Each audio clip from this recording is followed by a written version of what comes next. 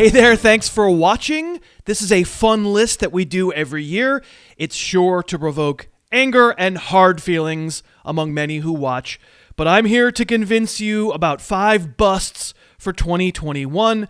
Players who, when the time comes around, I think will wind up generating more hype than they'll be worth in a fantasy football league next season. Hey there, I'm Chris, and thanks for watching.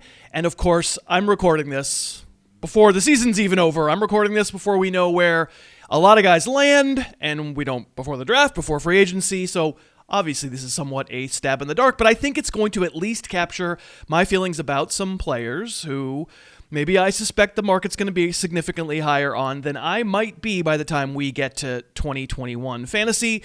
And so we're going to count them down, 5 through 1. Let's get going. My number 5 bust for 2021, all right, it's a little bit soft, because how much are people really going to believe in Corey Davis next year? But the fact is, with 3 weeks left in the season, Davis is getting ranked as a borderline wide receiver 2, and he's a free agent at the end of the year. So I think he goes somewhere after a pretty good year. I think he gets paid, and then we'll hear how he's ready to be a number 1.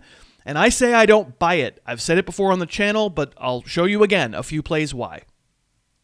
For me, it's about Corey Davis beating tight man coverage. Here, he's wide right, but in a narrow split, and you're going to run a shallow crosser, and they will not find him. The ball will not get to him. Instead, Ryan Tannehill throws it late to A.J. Brown, and if we look at the end zone view, you can see what Tannehill's looking at. He's looking at Corey Davis. That's his primary read, and he's not open, so he leaves him, and he goes to Brown. Here, Davis is split out wide left, and you can see no safety help. The deep safety is 20 yards away, and at the snap, you'll see Tannehill want to go out there for the bomb shot, but he has to hold it because he sees that Davis hasn't come close to beating his man, and it's a sack. And on this one, you'll see Davis motion into the right slot, and you'll see him at the snap. It winds up being straight man coverage, and Tannehill's eyes immediately go to Davis. He's the first option here, and it's another pretty indifferent route, and he's not open, and it's another sack. Let's not exaggerate. Nothing is all one thing. Here, Davis is wide right, and will let it run, and you'll see, well, he doesn't get open on his first move, but it's certainly man coverage, and he keeps alive and winds up making a really good catch for a touchdown.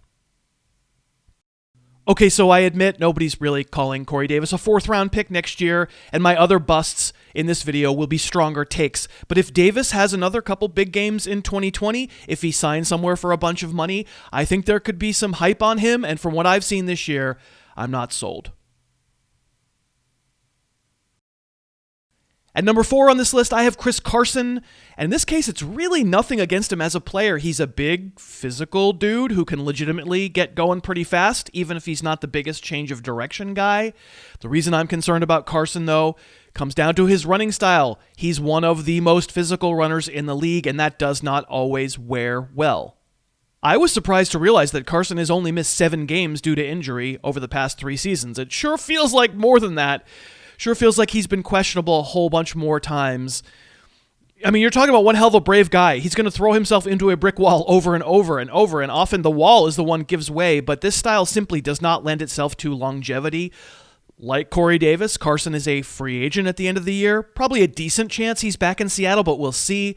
I just think if you're looking at his per-game numbers and saying, oh, cool, easy, 3rd-round pick again, a bet on his health is maybe going to be a bet that I'm not that excited to make. We'll get to the rest of my bust list in just a second, but first, let me thank today's sponsors. And if you have been watching football on your couch and maybe realizing, it's time for a new couch, then I really want to tell you about Burrow. It is a genius idea. And that idea is you shouldn't have to choose between luxury furniture and getting a good price. Burrow makes modular sofas. They ship directly to you. And okay, that's not entirely revolutionary, but what's the genius part? Burrow found a way to make a beautiful sofa. I have one. I love it. Truly luxury furniture, but also completely easy to put together. It takes no more than 10 minutes, and you won't need any tools to do it.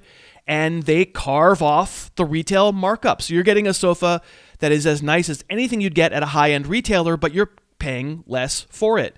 Pick the color, the size, the style that you want. Get some other great furniture to go along with it. I cannot recommend it enough, seriously.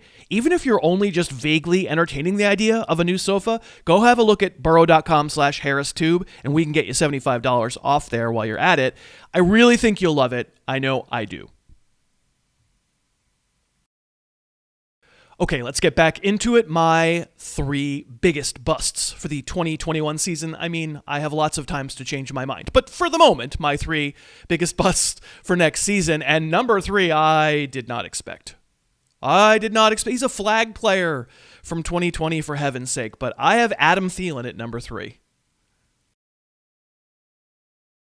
So as of our making this video with 3 weeks left in the season, Adam Thielen has 12 touchdowns. So yes, week 14 was frustrating, but on balance, nobody's complaining they drafted Thielen in the late 3rd or early 4th round this year. He really delivered, and he could still deliver as we get to the end of the fantasy playoffs here, and he could also deliver next year. He's a good player. I mean, no regrets on the call for 2020. It's not a fluke that Thielen kept scoring all year. He's an excellent end zone catcher. Kirk Cousins trusts him. In his past 48 games, Thielen has 27 touchdowns. That's crazy good. Now, I'm going to show you some drops from this year here, but that's a weasel move. I think Thielen's mostly got good hands. Week 10, he had a couple that were kind of bad. But yeah, I don't have a huge criticism of Thielen, the player. I think he's good. I'm not even sure by the time we get around to next year, I'm definitely going to be avoiding him. I think it's a weak criticism. They're too much of a running team. That's just not the NFL anymore. There's plenty of room for 2 guys. But that other guy isn't just any other guy. My concern about Thielen isn't too many mouths to feed. It's that the other mouth is going to be a really big star. Justin Jefferson, he's been a revelation as a rookie. Fine, he's not DK Metcalf. He's not some unstoppable force of nature. But the routes he came into the league running, holy moly, he's going to be great. And I frankly won't be shocked to have him higher than I rank Thielen next year. Watch this route out of the slot from Jefferson and tell me it doesn't look like Keenan Allen. This kid has the potential to be like an outside receiver, faster version of Keenan Allen, which sounds pretty good to me. And Thielen will be 31 next year, and he's had injury issues himself, and I really like him, but I think he's going to get drafted too high next year.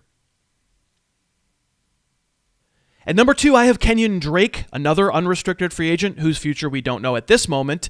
But I have to say, I've had enough of Drake running like the anti-Chris Carson, especially in short yardage. I don't think Drake is a terrible player. He does some things well.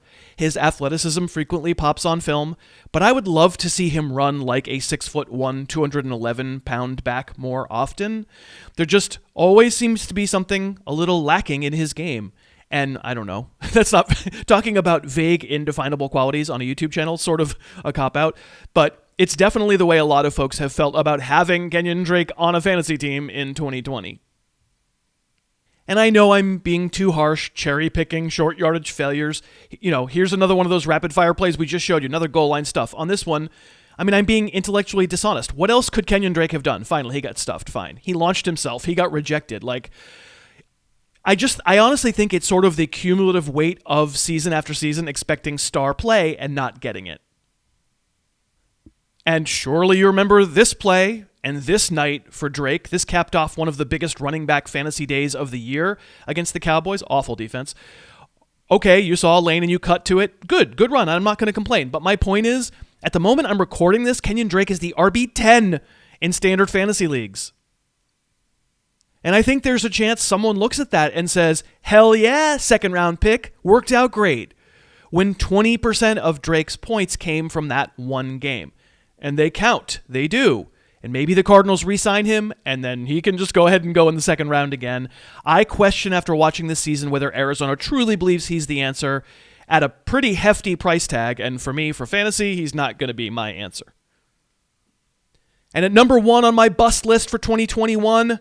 What? It's this guy? David Montgomery? Why, all through December, he's been a superstar for fantasy. I must be some kind of idiot. He's awesome. Look at these big plays. Don't I realize he's the RB12 standard, RB9 PPR as of my recording this?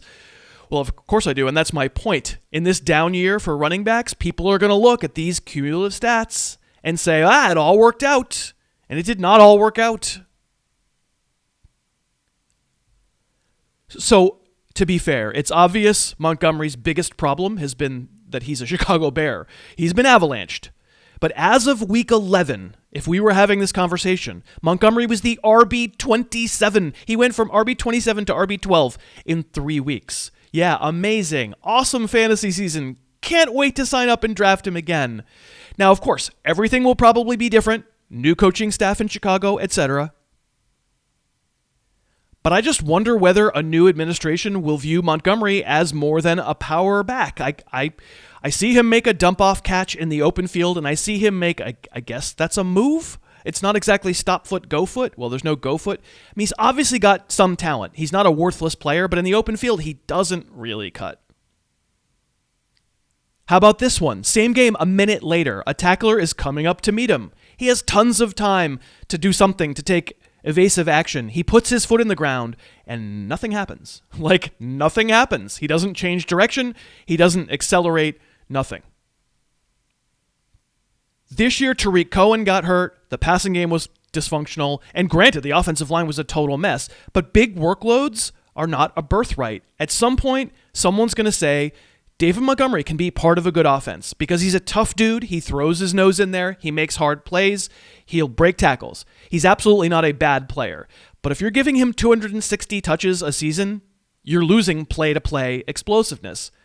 I can believe Chicago's line might get better because it could hardly be worse, but I'm ready for someone else, some other running back who's got more ability in space when the whole field doesn't just completely open up for him and let him run 80 yards. So I'm going to leave Montgomery undrafted when someone remembers next year that he finished 2020 as an RB1. And that'll do it. Those are my busts for this season. I'm interested in your opinion, though. Give us a comment and let us know whether you think any of those 5 choices are completely misguided or only partly misguided, and let us know what your choices for busts next year will be. Very interested to read those comments. Of course, we would love it if you'd subscribe to the channel here at the end of the season, because we're going to keep making videos, and we'd love to have you keep watching them. And finally, let's give one more shout out to Burrow if you have been thinking about a new sofa, or you're just interested in a little window shopping on your Windows, on your computer. That's funny, right? Check out burrow.com/HarrisTube. We would very much appreciate it. I thank you so much. I hope you enjoyed the show, and I'll see you next time.